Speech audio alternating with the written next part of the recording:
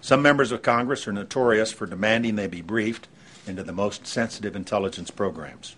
They support them in private and then head for the hills at the first sign of controversy.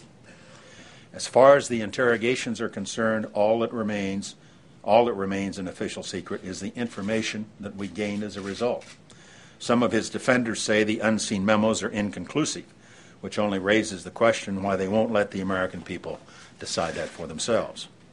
I saw that information as Vice President, and I reviewed some of it again recently at the National Archives. I formally asked that it be declassified so the American people can see the intelligence we obtained, the things we learned, and the consequences for our national security. And as you may have heard last week, that request was formally rejected.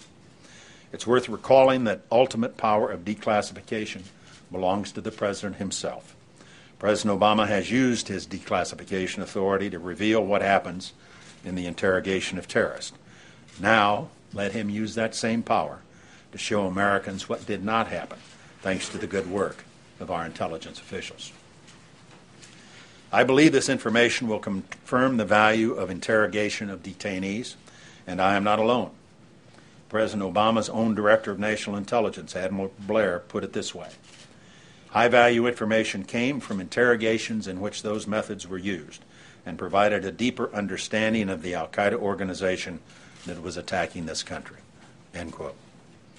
Admiral Blair put that conclusion in writing, only to see it mysteriously deleted in a later version released by the administration, the missing 26 words that tell an inconvenient truth.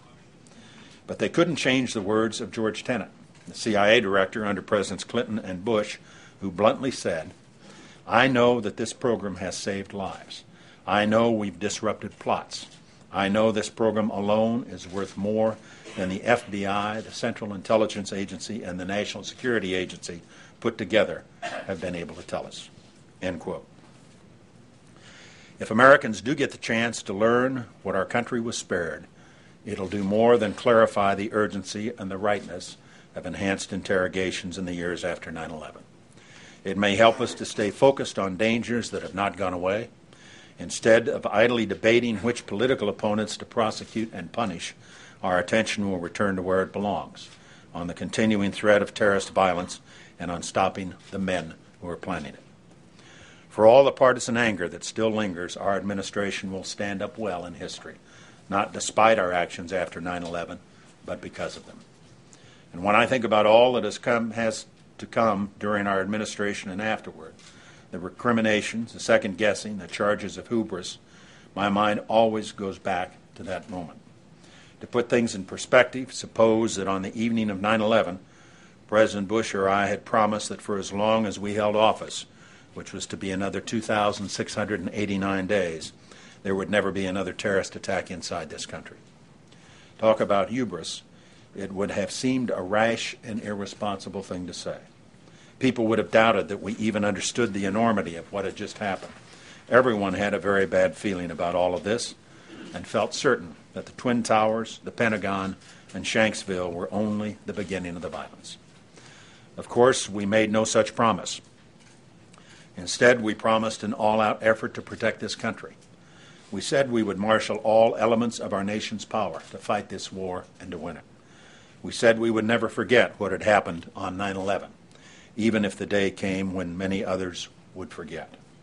We spoke of a war that would include dramatic strikes, visible on TV, and covert operations, secret even in success.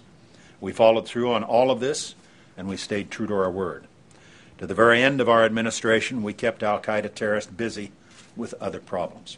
We focused on getting their secrets instead of sharing ours with them, and on our watch, they never hit this country again.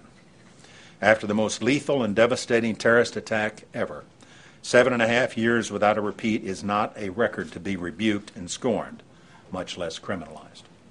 It is a record to be continued until the danger has passed. Along the way, there were some hard calls. No decision of national security was ever made lightly and certainly never made in haste. As in all warfare, there have been costs, none higher than the sacrifices of those killed and wounded in our country's service. And even the most decisive victories can never take away the sorrow of losing so many of our own, all those innocent victims of 9/11, and the heroic souls who died trying to save them. For all that we've lost in this conflict, the United States has never lost its moral bearings. And when the moral reckoning turns to the men known as high-value terrorists, I can assure you they were neither innocent nor victims. As for those who asked them questions and got answers, they did the right thing.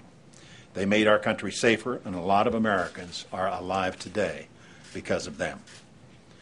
Like so many others who serve America, they are not the kind to insist on a thank you. But I will always be grateful to each one of them and proud to have served with them for a time in the same cause. They and so many others have given honorable service to our country through all the difficulties and all the dangers. I will always admire them and wish them well, and I am confident that this nation will never take their work, their dedication, or their achievements for granted. Thank you.